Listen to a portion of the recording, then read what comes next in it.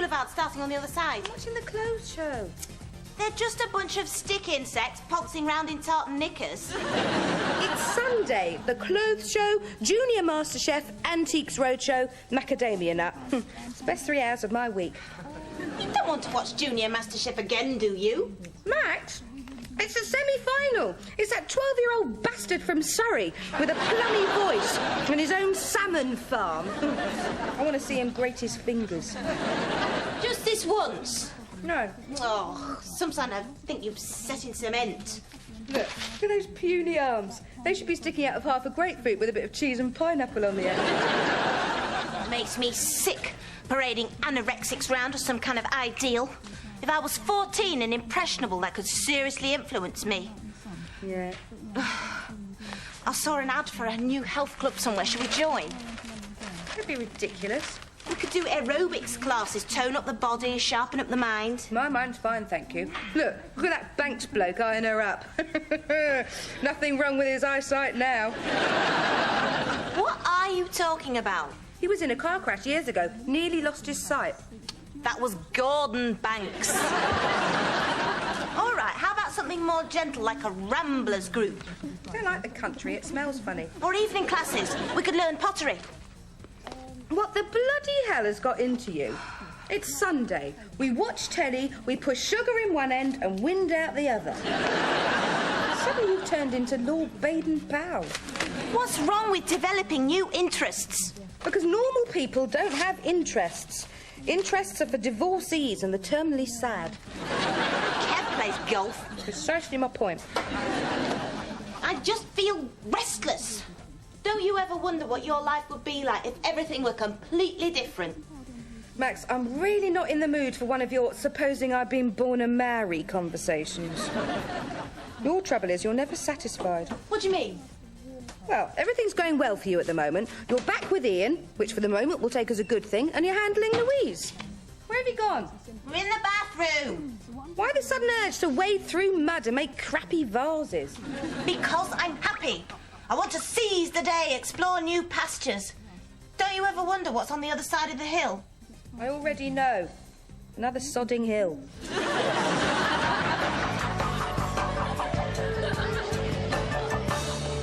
Max. Morning, Harry. I believe Miss Kilgarth is looking for you. She seemed, well, rather tense, irritable. I see.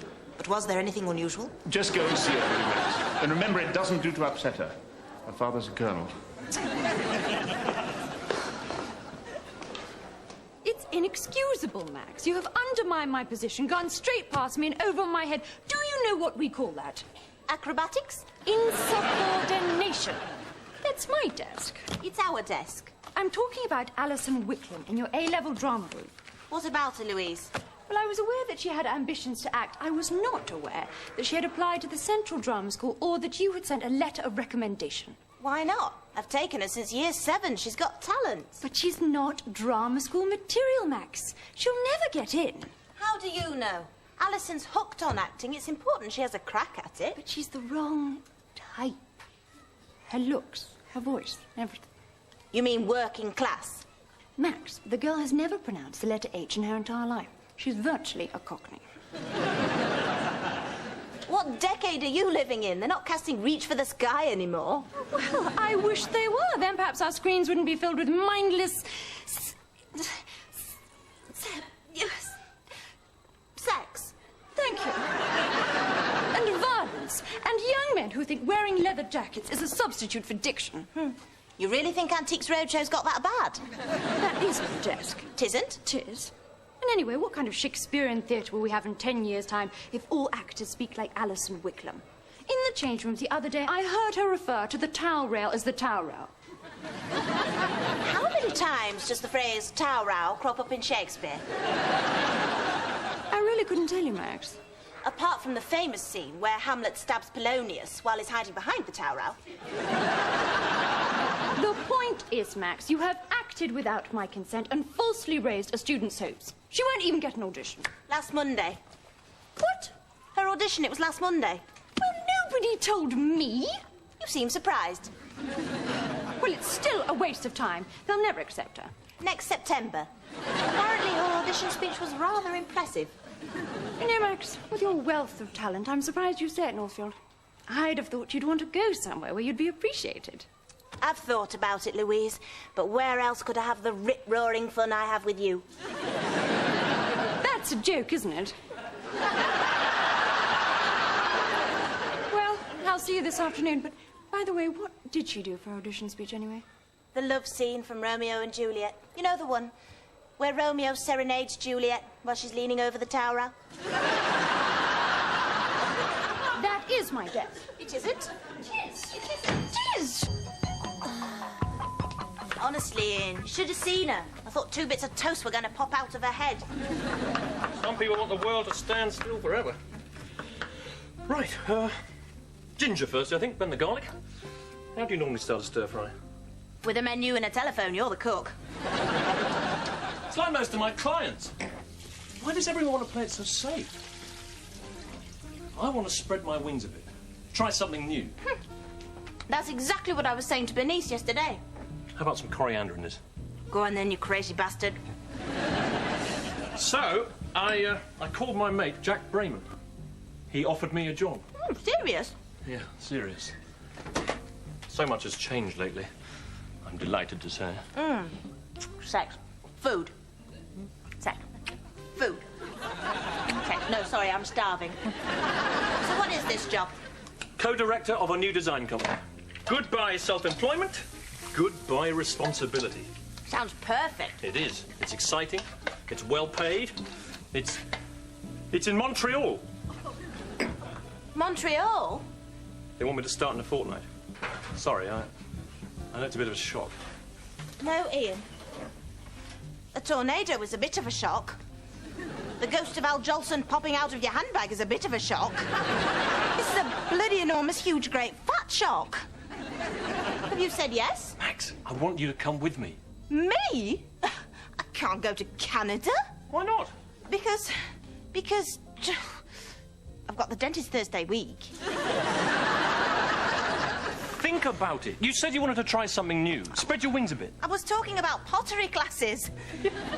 This could be a new start, a whole new life. Do you really want to be at Northfield when you're 60? Teaching the children of your ex-pupils? Hobbling around that staff room in surgical support stockings and a built-up shoe? No, not when you put it like that, but for a start, I'd need a permit to work out there. I looked into that. I'd get one automatically. And so would you, if we were engaged. We could get married in Canada. Honeymoon at Niagara Falls.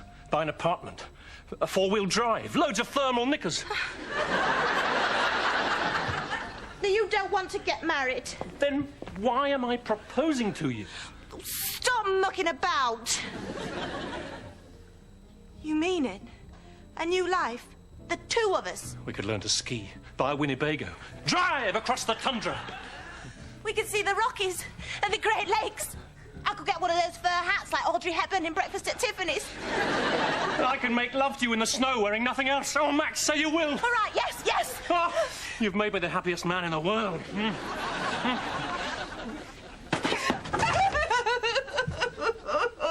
Bernice, please, stop crying. I can't stand it anymore.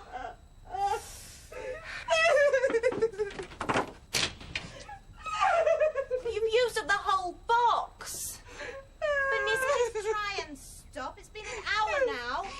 Carry on like this, small African children are going to start crowding round you with buckets. Next month! You're leaving next month! When term finishes... Stay there! Assuming Ian can get the papers sorted out. It's a once-in-a-lifetime thing. I have to go with him. But what about me? What am I going to do? You've got Kev and the kids. You might find you get on better when I'm not around. Maybe you'll talk to each other more. Oh, yeah, sure. 25 years of Nick Faldo's handicap and the traffic on the North Circular. I may as well kill myself now. Nothing stays the same, Bernie. Times change. People move on. Oh, God, I'm turning into an Athena greetings card. Why does it have to be that way? Why doesn't anybody stay in one place anymore? Oh, God, I've turned into Carole King. exciting for me. Exciting? Canada? Canada is the most boring place on the planet, everybody knows that. It's the American equivalent of Belgium. Rubbish. It's got mountains and rivers. Mountains schmountains. Name me 3 famous Canadians. Ben Johnson, the athlete. Yeah, and? Ben Johnson's trainer. Yeah, exactly. It's too boring to have any famous people. And they speak French in Montreal. I can talk French. Oh, yeah, sure. How far do you think you're going to get on Hold the Anchovies? And my lilo seems to have been punctured. I'll pick it up as I go along, mixing with the locals. But you won't know anybody except Ian. I'll make new friends. Oh, sure. Poker nights with a bunch of Mounties. Dinner parties with moose. Now you're being ridiculous. Be nice to have a bit of support from you, you know. Please, be happy for me. I am. It's just that you've been living downstairs for 8 years now, and... Is that the ring?